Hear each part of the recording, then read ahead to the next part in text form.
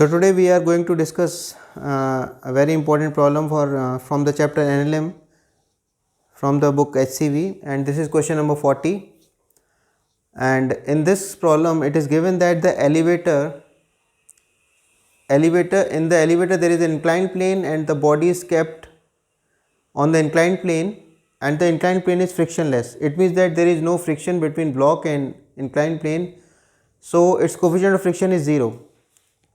And the inclined plane is making suppose angle theta, and it is given that this elevator is going with some constant velocity v, with uniform velocity v in the upward direction. So this is the elevator, and suppose this is the body, and suppose we can take mass m. It is not given, but we can take it m. So an angle which inclined plane makes is theta, and coefficient of friction between block and inclined is 0. So there is no friction acting on it, and we know that the when elevator is going with uniform velocity, so we can consider it as an inertial frame.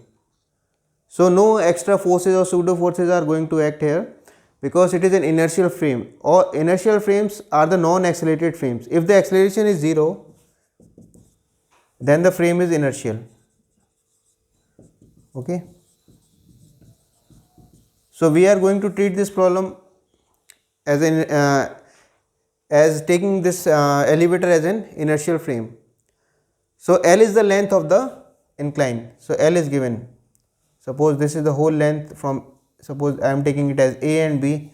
So AB is L. So now we have to see what are the forces acting on this block. Suppose I am taking this block as like, okay, so I am not drawing a block here. So suppose this is the block, and I am just resolving the G acting. So G is acting vertically downwards. This is also theta. So this is the component which is perpendicular to the incline. This is G cos theta, and this is the component which is along the inclined plane, which is along the incline. So this would be G sin theta.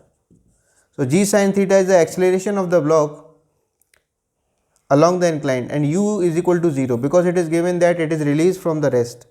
So now we will apply the second equation of motion, that is S is equal to ut plus half at square. So S here is the length of the inclined plane, that is L given, and you can see that initial velocity is 0. So u is 0. So this term we will not take this term, and half times a. What is a? A is the acceleration of this block along the incline. So in place of a we will substitute the value g sin theta. So it is g sin theta, and t is what we have to find. So just multiply 2 to this side. So it is 2l is equal to g sin theta t square. Therefore t square would be equal to 2l divided by g sin theta, and therefore finally we get t is equal to square root of 2l divided by g sin theta. So this is the time taken by the block to reach the bottom.